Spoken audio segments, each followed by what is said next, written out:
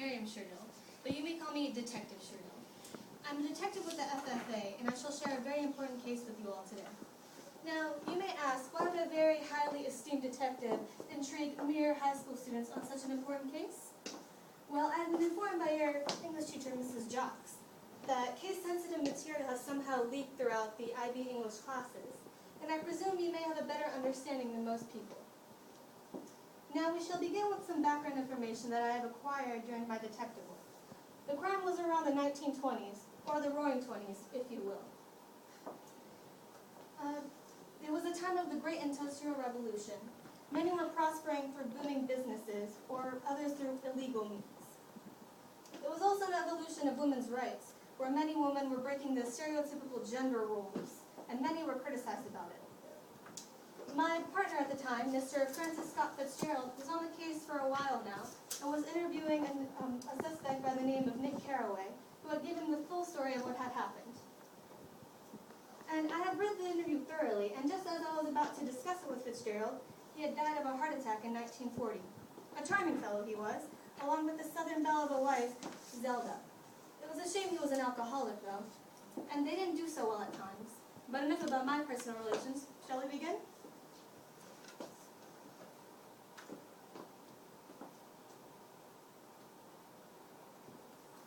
Now, this case deals with gender roles of 6 suspects, which will be revealed shortly. Their gender roles are due to their characterizations, which are based off of their financial and social status. Now, what do we know about this case? Stereotypical gender roles, as well as gender role reversals, were exposed by Detective Fitzgerald to express his distaste for the immoral and unethical behavior during this progressive era of the 1920s. Now for the 6 suspects. The first 2 suspects are the Buchanans, Tom and Daisy. They are the old money folk who live in East Egg. The next 2 suspects are the Wilsons, Myrtle and George. They live in a place called the Valley of Ashes, where poverty is wretched. The last 2 suspects are Nick Carraway and Jordan Baker. Now, Nick is an honest working man who lives in West Egg. Jordan, on the other hand, is a rich golf player. I detected Fitzgerald's distaste of the ethical decline and gender roles through the suspects' characterizations. I shall analyze the data that was recorded by Fitzgerald to see which of these suspects is guilty of power. I went up to New York with Tom on the train one afternoon, and when we stopped by the ash heaps, he jumped on his feet, taking a hold of my elbow, literally forcing me from the car. "We're getting off," he insisted. "I want you to meet my girl."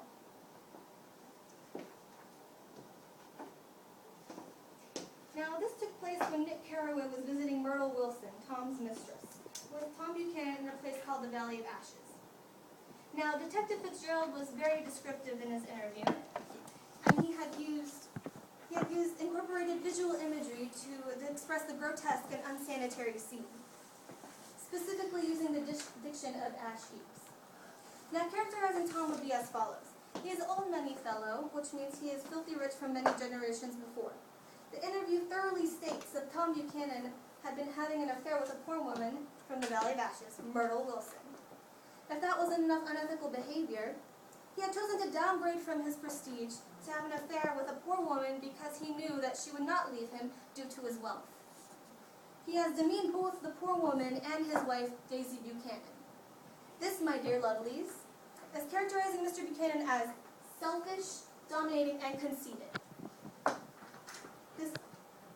I consider him one of my top suspects since he is the wealthiest, and we all know wealthy people are always up to no good.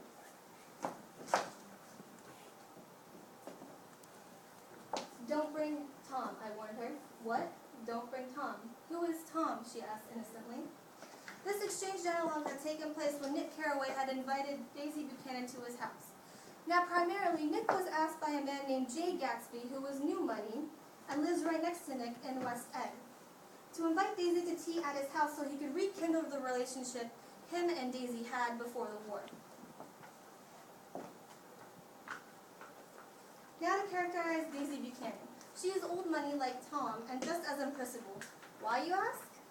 The interview by Detective Fitzgerald states that Daisy Buchanan had been having an affair with Mr. Gatsby. As seen by the dialogue, she seemingly forgets who her husband is by the use of a rhetorical question. Also, the diction of innocently counteracts the corrupt behavior of which she intends to do, characterizing her as fake and promiscuous. Also, her affair with Jay Gatsby is a parallel to Tom's affair. Now, what do we learn from these characterizations, ladies and gentlemen? Tom and Daisy Buchanan are both dishonest and corrupt, yet they execute these two characteristics in varying ways. Tom would be more bolder and open with his affair, while Daisy was more secretive. Examples of these characterizations are as follows. I thought everybody knew. I don't. Why, she said hesitantly, Tom's got some woman in New York. Got some woman, I repeated blankly. Miss Baker nodded. This conversation took place when Nick Carraway was at dinner with Jordan Baker, while Tom Buchanan had received a phone call and Daisy had followed him.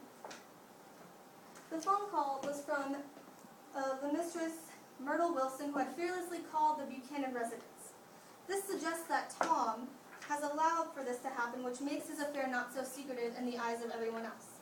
This also contradicts the secrecy of immoral womanly affairs and also stresses Myrtle's boldness as being a gender role reversal, which we will talk about later. As you can see, the differences in performing the unprincipled behavior have been determined by their characterizations based off of their gender roles. Now we shall determine the characters' financial statuses affecting their gender roles. I hate that word hulking, objected Tom crossly, even in kidding. Hulking, insisted Daisy. Daisy, Daisy, Daisy, shouted Mrs. Wilson. I'll say it whenever I want. Daisy, Day. Making a short, dead movement, Tom Buchanan broke her nose with his open hand.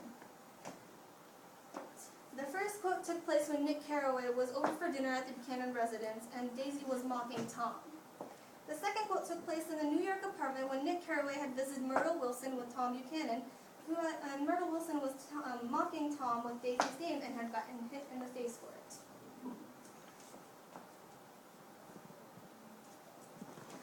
These two quotes parallel with each other to represent the social and financial status of both characters being evaluated. Tom has a tolerance for Daisy's mockery because he is married to her and because of her high status and prestige. Also, since he was in front of company, he had to act civil. The reason he acted so violently towards Myrtle was due to the fact that she was indeed of lower stature and could easily be taken advantage of. Myrtle needed Tom because of his wealth, yet Tom didn't need her as much. Now I shall examine the gender role reversals that are emphasized by their characterizations to observe the power shift and to expect who contains the guilt of power. I was on my way to getting roaring drunk from sheer embarrassment when Jordan Baker came out of the house. And it goes on saying, that was the golf tournament. She had lost in the finals a week before. This took place when Nick Carraway was invited to Jay Gatsby's party, where he observed Mrs. Baker. Jordan Baker's characteristics of being associated with sports utilized the idea that she had been more masculine and she was breaking gender rules. She didn't answer. Angry and half in love with her, and tremendously sorry, I turned away. Now, this quote took place when Nick Carraway this was the last time that Nick Carraway had spoken to Jordan Baker before he had left New York. This quote suggests that the gender role reversal, because Nick could have asserted his dominance over Jordan, being angry as he was. Nick does not take advantage of Jordan because of all that has happened because of one person taking advantage of the other, hence Tom taking advantage of Daisy and Myrtle. He had witnessed a woman being degraded and felt as if he should allow them to have a choice or opinion. Yet in the end, Jordan still seemed to have control in the relationship since he had left Nick to be engaged with another man and wasn't even sorry for it. Another masculine characteristic, Jordan was blaming other people for her problems, like blaming Nick for the end of their relationship. Get some chairs, why don't you, so somebody can sit down. Oh, sure, agreed Wilson, hurriedly went toward the little office. speaking to her husband, George, when Tom and Nick come visit her in the Valley of Ashes. This scene shows that George is indirectly submissive to Myrtle's superiority. He does this because his social status makes him naive, since Myrtle is aiming for a higher and richer prestige.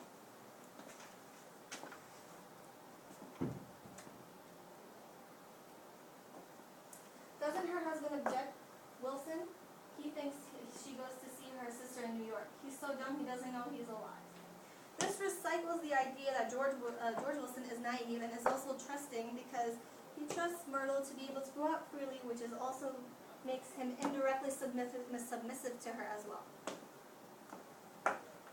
So you may ask, who is guilty of power? Well, consider their gender, financial, and social status, and, well, if they are alive or not. And as you can see, Tom Buchanan is guilty of all three of those aspects. Now, the reasons the others were not is as follows. Daisy was completely submissive to Tom after he had found out about the affair and had left with him. Myrtle, on the other hand, may have been a general reversal, yet when George found out about the affair, he asserted his dominance by locking her in the room and not letting her let out. Also, she had died because of Daisy running over her with Gatsby's car. George could not be guilty because although he was male and asserted his dominance, he was still very poor and had also killed himself after he murdered Gatsby. He assumed Gatsby had killed Myrtle. Nick didn't really have any power at all, since Jordan had broken off their relationship, and although he was well off, couldn't be completely dependent on his wealth. It would have seemed that Nick was ethical, yet he had assisted both Buchanans on carrying out their affairs. And lastly, Jordan may have been a candidate for power. However, she had lost Nick because of her masculine characteristics, so she had still lost something. Alright, and in conclusion, Fitzgerald's characterization of each character utilized the idea of gender roles affecting the ethical behavior and morals of a progressive era. During the Roaring '20s, many women were outgoing and wanted rights, and yet some women tended to revolt against the oppression quietly by having affairs or some other sort of unethical behavior. The social and financial status and gender roles affected the way the unethical and moral behavior was expressed, since the rich seemed to be able to retaliate with their wealth, while the poor had nothing. Lastly, the power had lied with the wealthy and higher social classes due to the fact that they relied on their money to escape unwanted attention, which was mostly Tom Buchanan. It was presumed that the authority gender, which is higher in class and wealthy, will be the most unethical, yet able to hide behind his or her wealth and suppress unwanted attention. The case is solved, or is it?